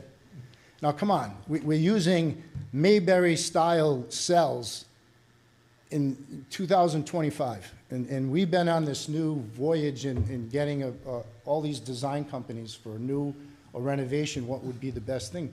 Since 2020, that's another 5 years. From 2014, I think the councilors have to make a decision. I think it should be 100% renovation. And again, you look at these add-ons, and the building has to be brought up to code. I'm sorry, the whole building needs to be brought up to code. It's a building, it's a public building. So the fire suppression systems, the abatement, I mean, that's part of it, and it's in there. But we really need to, the council needs to make that decision for full renovation, get the number, and I think the town will be behind it. I think clear, concise language in the bond. And there can't be articles 2 days before saying that I don't think we should vote on this. I don't think it should go through. It should be every councilor and every politician in the town should be behind the project and be happy about it. Mm-hmm. And I think that would go a long way with the town residents. And again, 1,000 people in this town voted for a new building. So I think clear language on a renovation, 100%, bringing it up to code. It's a public building. It's not for us, and like personally, it's for the town. Mm-hmm. It was established in 1871, and the town still hasn't built a new police station. It's still a renovation. I look at it as a downgrade from new, of course. But you haven't even built a police station since that date, that seal behind you. So those are my 2 cents. And, I support, you're in charge, and it's a tough task to get the money, to decide on the money, and money's a big deal. It always is. But I think this is good money. I think a bond is that amount. If you look around the state on how much money municipalities are borrowing, how much money you have on the books, how much is coming off the books, I think it's a no-brainer. And that's a start, right? Because a lot of people talk, well, what about all these other projects? You still have funding, and he just said it, for all these other projects, like Hallowell. You can pull $1 million from there and put it towards Hallowell and complete that project, and it doesn't affect your bond rating. Mm-hmm. That's all. Thank you. Chief, I don't think anyone can say that the station does not need a full renovation. I mean, I think we're all in favor that it needs a full renovation.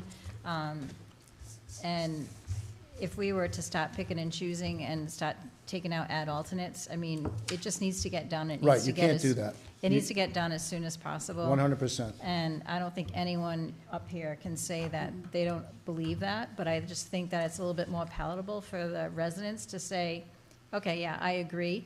And the amount of money that we are putting out there now versus what was put out there before is a big difference. Big difference, and I think the building's going to be beautiful. It's going to look great. It's going to have everything you're going to need, right? I'll give the first tour once it's done. Thank you. Okay? And one thing is actions speak louder than words. Let's take action. Let's put it forward. I have confidence in the residents in the town, because more of the residents in the town tell me that they're embarrassed when they drive by, and when is this going to get done? I think the positive attitude, the positive thinking, the communication's been great. You are the building committee now. So, I mean, there's no red tape. That's cut out.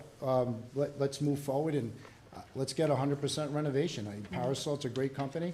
I was there for all the interviews. I'm very confident and actually eager to work with their company to get the ball moving. I mean, it's going to be hard enough to live in that building and having them design it as it is. It's not gonna be easy. It's not gonna be easy. But I have confidence that they can complete it and come up with a great product. Thank you, Thank you. Chief. Thanks, Chief. So I would just like to say this, based on the history of how that previous bond was used. It was used towards the police station, a portion of it. It maybe just wasn't used as best as it could have been. It Okay? wasn't enough. It wasn't like. There wasn't enough, but I mean, hearing the history that Chief just, went through, it sounds like it was, some of the efforts were duplicative, it was maybe just a little bit mismanaged, and that's fine, but it was used for the police station. But with that being said, if we need a unified message, and we also need to ensure that our taxpayers feel as though we want their support for a bond. If we don't get a bond, we're not gonna get a police station. I think that's pretty clear, based on the fact that we can't use the general fund to fund a renovation, complete renovation. So if we all feel comfortable with taking 1.5 out of the general fund because our taxpayers felt as though that's what they've already contributed to date, then let's take 1.5 out of the general fund, and then the rest is a bond. Well, don't forget, we have the $1 million in grants, too. So 1.5 from general bond and $1 million in grants, so that's 2.5, so then we're saying a bond of 7?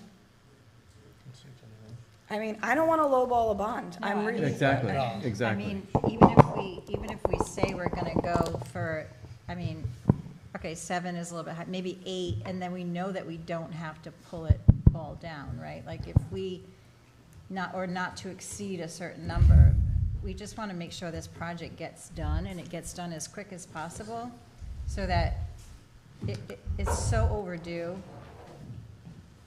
Oh, all right. No, Go no, ahead. no, I'm. Yeah, I would agree. I go for the 8, and and if you don't use it, then you don't We get. just don't take it Yeah, out. Right, you just don't take it out. And I don't want to commingle any projects. Like, Right.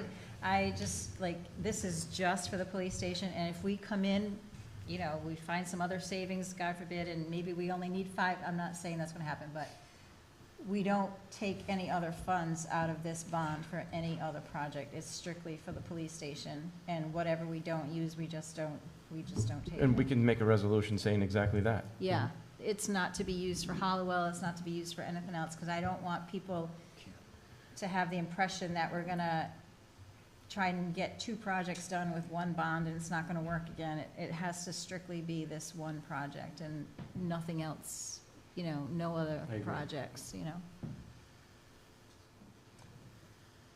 I agree. I'd like to see, so we're talking $1 million. Over the term of the bond, what would we be looking at interest-wise? Is it a significant amount for $1 million? The reason, It's minimal. We're talking That's what he said, 2.5, minimal. actually. well, if we're saying 8, Oh, you mean for that, okay. right, to make sure that we have sufficient funds to do, whether we spend the 8 or we don't spend the 8. What I'm saying is, if we went for 9, knowing 100% we could pay for this project, don't touch anything from the fund balance. Does that, and I know we're not intermingling, but does it give us the opportunity to say, okay, we'll take the $1 million and put it towards Hallowell? I just don't even want to put that out there. No, meaning the general fund. Yeah, The I general know. fund, I yeah. know. Oh, yeah, yeah. But the sales, the point is you're potentially getting 2 projects in 18 months. So what you're saying is to 100% bond of 9 million. If we spend 7, we spend 7, but that's all police station. At least there's a Right. comfort level. We are not impacting the general fund or the fund balance for the police station, and it could go towards Hallowell. If I could just make a comment. So it's not uncommon to approve a not-to-exceed number for the voters, right? So if the not-to-exceed is 8 million or 9 million, whatever the number is, it's going to go to the voters in a few months. During the next several months, your construction budget is going to be tighter. If you have grants, it's going to be tighter. If you know what you're going to use for fund balance, You'll know that. So when it's time to issue the bonds, let's say 6 months from now, you're going to know what you need. It's not going to be 8, maybe it's 6, 6.5, 7. You issue that amount, only what you need. Tax council is not going to allow you to overissue for the bond. And to the point where you don't want it used for other projects, I took a glance at the authorizing resolution that your bond council drafted. It's specific to the police, so you can't use it for anything else.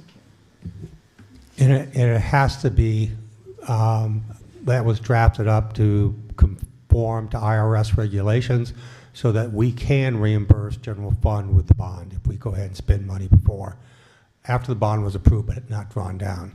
So we can't deviate from that. But I think, David, what you were asking is if we go 8 million bond, 1 million general fund versus 9 million bond, no general fund for the police station, what's really the impact to like our debt and the ratepayer in the long run? And he said 25, let's say take 25% off, that's I was roughly trying to keep around- the math simple by taking, by taking 2 million, to be honest with you. But, you know, I can run it for Tony. If you'd like, tomorrow I can run different scenarios, different dollar amounts for Tony, and he can send them over. Obviously, the police station is priority number 1. However, it feels like we're at a spot where we could get both of these things done within, 18 months. And the town has something to be proud of. They have their community center, we have a renovated police station, and we haven't had a big fiscal impact, debt-wise or fund balance-wise. In fairness, we could take out 1.5 from the general fund, like we've been saying, hybrid, and the remainder bond for the police station, and still take out, well, because right now we have, I know this isn't about Hallowell, but if we're talking numbers, right now we have 4 million for Hallowell, 1 million for grounds, working on other grants. I know that they're completing another assessment of the design to better understand what the actual cost would be. We could take out 1 million from the general fund for Hallowell and still be fine. We could, but you're at the 2.5 million now, you're kind of like on the borderline. But that's great, you're talking about Hallowell, but there's something else more important here. Union Village could blow up on us tomorrow. Yes. Okay, I'm telling you right now, and then, Yeah. then we're gonna, where are we gonna get the money for that? I know. So, I'm saying, don't tap into your reserves. That'd be great, throwing 1 million at Hallowell, but the reality is, we have some things that it could blow up in our face right now, all right? And Union Village is one of them, because those water lines down there are gonna go any day. It might not happen tomorrow, it might not happen next year, but it's gonna happen. Yep. And we have other issues in town that are gonna be pressing as well. So I would not be keen on exhausting our reserves. Yeah, Hallowell's great, but we gotta maintain our reserves for emergencies, which is exactly what they're they're intended for. Can I just remind everyone on the council that we haven't even seen an operating budget for Hallowell yet. So here we are all ready to try and fund this project, and we don't even know how much it's gonna cost us to run this facility. Yeah. So we haven't even received that yet. So I think we're going way off topic, and it's the police station. That's what we have to focus on. I want to echo what you're saying. I mean, when I ran, I said I'm in support of Hallowell. That's very clear. We've got a lot of work to do on Hallowell, a lot, to get us across the finish line. I think the last thing that we can do is to muddy up the narrative out there about this public safety complex by putting Hallowell on the end of people's tongues. And I support that project, but we have to be hyper-focused on this public safety complex. That's the issue that we have to address right now. Yeah, because if anyone is watching the meeting, all they keep hearing is Hallowell, right? And we don't want to commingle these projects. We need to stay focused on the police station. There's so many unknowns about Hallowell right now that we shouldn't even be talking about it. Like, that's just something in the future, and yes, it is another project, but like John said, we have water issue, like, not issues, but we have Potential. Right. We have Scouters Hall that needs a lot of work. There's so many other things in town, like Mr. Grubb said earlier, he had 17. I don't know what they all were. I don't know, but there are other issues, and I just don't want people just to hear this tonight and say, oh, yeah, but they're gonna also work on Hollowell. Like, for the people who want it and don't want it, I just don't think we should be talking about I Hollowell. think we're using Hollowell as an example Right, for but, what the general fund could potentially fund. right, but we And I need think, to, as we talk about the police station is hands down priority. We've been talking about the police station for decades now. yeah, But at the end of the day, we're talking about all of the other issues in town, from Union Village and all of the other issues that could technically be solved for by leveraging the general fund. So do we want to use 1 to 1.5 million from our general fund to fund the police station when we could take out 100% bond with minimal impact to the taxpayer? Doesn't seem like there's any benefit to. To what? To use- take anything from the fund balance to put it towards this police station. I think it's I don't- perception. I haven't heard anything that says there is I a agree. benefit to take $1 million, $1.5 million, or $2 million to do, and to reduce this bond amount. If we can use up to 4 million to fund other things in town that the town could benefit from, Union Village, paving the roads, enhancing, whatever it might be. We're gonna Sidewalks. pigeonhole ourselves by taking out 1.5, and then something happens in Union Village, and that's gonna cost us a few $1 million, and then we can't use the general fund, so then we're gonna have to increase the taxes in order to cover the cost of There that could be a project. bundle of 78 that comes by this winter, and it's gonna kill our budget. Well, We gotta be prepared, use the reserves for the emergency that they're intended for. And let's go back to the original point that I think was being made, and that was, you can get the authorization, but you got time to decide whether or not you want to fully use that or use a portion of it. And that's going to give us longer times to look at the overall trajectory of the budget, take a look at the fund balance, all those kinds of things as we grow. So even though you authorize something, does not mean you have to use it. But, so I think, and whatever you do tonight, just remember, this is the first reading. You can modify that reading the next time under the law. But right now, the resolution in front of you has a bond not to exceed 9 million. But that could be, if you guys want, that could be changed to 8 million next week.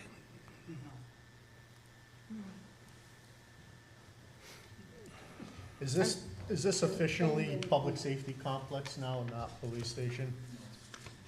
Police station? We've always been using This it. talks about public safety. Well, that's complex. what we use when our dealing with ECC. We can call it whatever you want. It It's doesn't like matter calling to me. Hollowell. I prefer to call Hollowell a senior center. It doesn't really matter, but if we're, If we're not making a decision tonight then. It sounds like we have to wait for the next, we have a second. No, you have to have the first reading tonight on the bond. Mhm. But that can be changed. In the second reading, you could actually change that, the number. But approval of funding. So we have to make a motion tonight to determine what our strategy is for funding. That's right. And the key element of that is the bond ordinance resolution in your package. The other stuff is pretty clear. We know what funds we have available to use on this project. The balance can be made up by 100% bond or bond and general funds. But the key decision has to be made right now is the bond ordinance that's in your package. That at least you get the first reading done. Right. You can go back at the next reading, and if you want to change that, you can change it. But at least it gets the first reading done, and so we can stay on path. Okay, We so, don't vote on the first reading. No. no, we've just been read- talking yeah. about the bond. So how would we like to proceed with approval of funding? well, don't we just need to do the first reading and then? I don't know. The agenda says approval of funding as our B item under item number 4, and then the ordinance is D. So it sounds like we have to approve funding and then discuss the ordinance. Councilwoman, I think that the purpose of that was to discuss the funding, discuss the options for the funding, and then the bond ordinance was to answer, would grow out of that conversation. There wasn't, I think, a decision that the final capital structure, although we've gone through the capital structure and we're very clear, Okay. we know what monies we have available. We know that. We have a project budget that's $9 million. It could be 9.5, depending on how much we put in contingencies. So it really, the whole question about capital structure is driven by the decision on the bond. Okay. So then we're not approving any funding option tonight. No, you cannot vote, you're not voting on the bond ordinance, you're just giving a reading on the bond ordinance. Okay. Just with that being said, the agenda was a little bit misleading. Yeah, okay. Okay. So we're not approving a funding option tonight. We're discussing funding options. I guess we can move on to, with that being said, our next meeting, we're going to have our second reading of the ordinance. I assume that we're going to continue to talk about funding options. I would like to see the different scenarios for this table, the existing and the proposed debt. I'd like to see that. And then I don't know, Tony, or if this is something that Jen could work on, but I'd like to understand, based on the scenarios provided, what is the impact to the taxpayer? Based on the current tax base? Yes. Current tax base, what we're currently paying towards our debt. Based on the If weight? we were to add in a $8 million bond, what does that look like for the taxpayer? And what scenarios are you talking about? Which I'm scenarios? sorry? What scenarios for the financial advice? So we have the 8 million, I think we talked about a 7 million, Still with the same, 6.5 if we were gonna use still general with the same fund. term? I'm sorry, Still with 20 years? I would defer, I don't, Usually, 20-year term? usually we do with 20 years. yeah, if that's the term, that's, Okay. does that make, I Yeah, just think we'll it would do be some helpful to have analyses that for you. visual. Yep. And as I've told you, I've also taken a look at some of the tax-based stuff. It's speculation at best what's going to happen with the tax base going forward, but we can look at past history and I can give you some projections on an annual basis of what the additional potential tax revenue Okay. available to the town. Tax revenue, but then also to some of our upcoming costs, potential costs. Well, that's pretty hard to do. I mean, that could be anything. I know that Mr. Clifford has made the case for the $700,000 tangible that we're not going to necessarily get next year. So if we start to work in some of those numbers to. Yeah, and I've looked at those, and yes, tangible's going down every year, but it's also going to go up again. Yeah. And we have some history on that. So we can speculate that, but even if you look at without an increased investment by National Grid, which is Rhode Island Energy, which is in the pipeline now, before the PUC, that the loss due to depreciated value of Rhode Island Energy tangible is half of what our projected increase is on taxable. I just think, yeah. Yeah, so we can talk about I just think it would that. be helpful to have Yeah. some of that understanding, because we keep hearing these points, and they're valid, so how can we Yep. actually put pen to paper and see some of the numbers, so we can have a more tangible understanding? Okay, I'm sorry to monopolize. David's not here. I expected him to be here. I don't know if that means we have to formally read? No, you don't. We don't, okay. It's submitted in the package, it's public record now. You can just accept it. Okay, You okay. don't have to make a motion. So you need on record that we're accepting, You can make a motion for that. It's fine. just that we've accepted it in our packet, right? Yes. Okay. Anyone want to make a motion? I'll make a motion to accept the ordinance authorizing the town of North Smithfield to issue general obligation bonds and/or notes in an amount not to exceed $9 million to finance the construction, rehab, and improvement of the town's public safety complex, also known as police station. That's a motion and a second. Any further discussion? Roll call, please. Mr. Biragad. Yes. Mr. Christopherow. Yes. Mrs. O'Hara. Yes. Mr. Punchak. Yes. Ms. Alves. Yes. Okay. Before we go into open forum, I just want to thank ECC and Signal Works. You guys have been working a lot to get this going, and I really appreciate it. Thank you. Thank you so much. Next item is open forum pursuant to 42-46-6D, maximum 3 minutes per person. Anyone want to speak?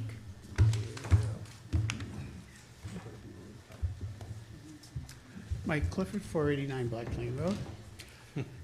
Yep, I want to speak. I want to say that I heard David say, I haven't heard one good reason why we should take the 1.5 out of the fund balance. But I also didn't hear one of you, or the administrator, or any elected official in this room make any mention of, can the taxpayers afford what's coming down their way? No one said, maybe that's why you take the 1.5 out. This is the worst economy that we're in now, right now. You just had a huge food drive to feed people in this town, and everybody claimed the bag, so they must need the food and need the money and need the help. And the layoffs are starting to come in massive numbers now. So I would say, yeah, that's the reason why. You don't know what the payment is, what the impact is. You don't have a, no, you've seen nothing like that, a forecast or any type of thing like that.